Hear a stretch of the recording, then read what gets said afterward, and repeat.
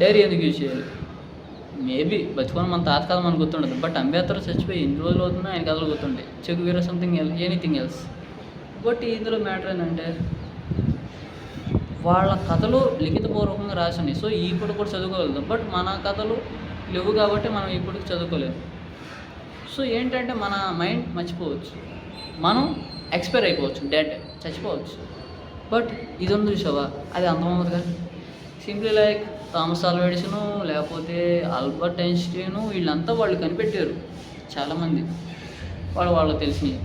But వాళ్ళు కనిపెట్టిన తర్వాత వాళ్ళు కనిపెట్టంగానే చచ్చిపోయి ఉంటే ఈ పూట మనకి ఏమి ఉండే, వాళ్ళు కనిపెట్టిందంతా ఒక పుస్తకంలోనో సంథింగ్ వాళ్ళ పుస్తకాల్లో రాసుకొని పెట్టుకునేసరికి ఈ పూట కూడా మనం వాడుకుంటున్నాం.